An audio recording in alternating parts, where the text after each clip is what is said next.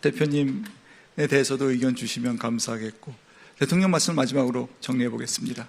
사실 이제 정치의 역할은 이제 이해관계를 조정하는 거죠. 사실은 그 사회가 가진 기회와 자원을 어떻게 나눌 것인가에 대한 최종 결정권을 행사합니다. 아마 아까 그 하시고 싶었던 말씀 중에 적어도 있었을 거예요. 옛날에 우버 택시인가? 결국은 이제 택시 면허제도 때문에 이제 타다.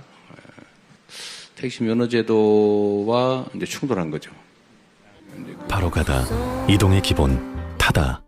흰색 번호판을 단 승차 공유는 2020년 타다금지법으로 급감했습니다. 장애인, 어린이 같은 특정 승객만 태울 수 있는 500여 대가 전부입니다. 서울택시 7만여 대를 나눠보면 승차 공유 6, 전통 택시 94, 뉴욕, 런던, 싱가포르 등 세계 주요 도시와 완전한 반대입니다. 구글의 웨이모, 바이두의 아폴로고, 세계적 자율주행 택시 모두 승차 공유 서비스에서 싹이 텄습니다. 근데 그게 아마 그때 당시에 이게 논쟁이 참 많고 사람도 뭐 자살하고 막 이런 일이 벌어졌잖아요. 결국 이해관계를 조정을 잘 못했던 거죠. 그러니까 그게 혁신 기술로 다 필요한데 또 사회가 그 방향으로 가야 되는 건 분명히 또 맞는데 문제는 거기에 생계를 의존하는 또는 평생의 그 유일한 직업이라고 할 수 있는 그 수단의 위협을 받는 사람들 입장에서 보면 대안이 없으니까 다 뺏기는 수가 있으니까 목숨 걸고 싸울 수밖에 없었던 거죠.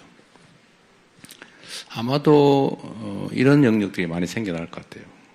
저는 그런 부분에서 정치적 조정 역할이 정말로 중요하겠다 그런 생각을 하죠. 택시 문제 다시 한번 생각을 해보면 어떻게 조정을 할 수 있었을까? 저는 뭐 좀 마치 노사 분쟁처럼 긴 시간을 놓고 정말로 허심탄회하게 제3의 대안을 포함해서 길게 직접적 논쟁을 좀 해봤었으면 어땠을까? 나름 확인했었을 겁니다, 당시에도. 그래서 저는 모두에게 이익되는 방향의 그 결론을 내릴 수도 있었지 않았을까 싶어요. 예를 들면 제가 생각하는 그때 당시 생각했던 거는 저렇게 극단적으로 올로아나싱으로 싸우지 말고 절충하는 방법도 있을 것 같은데 예를 들면 택시 사업자들에게 그런 기회를 허용하면 말이 좀 없었을 것 같아요. 또는 택시 사업자들에게 일정한 지분을 줬으면 타협을 해서 그래서 동업을 했었으면 어땠을까 그런 생각이 좀 들었습니다. 앞으로도 이런 영역들은 참 많이 생겨날 것 같아요. 정부는 그런 새로운 기술이 개발될 때마다 그로 인해서 위협받는 기존 기득의 지위 또는 기득의 질서 이 충돌을 지금은 사실은 대개는 이제 기득의 권리 중심이에요. 그냥 거기에 현실적 힘이 세거든요. 그러다 보면 그게 이제 기술 혁신이나 또 새로운 산업 발전의 장애가 되는 거죠. 아마 그 얘기를 하고 싶었었던 거 아닌가 싶은데 많이 공감합니다.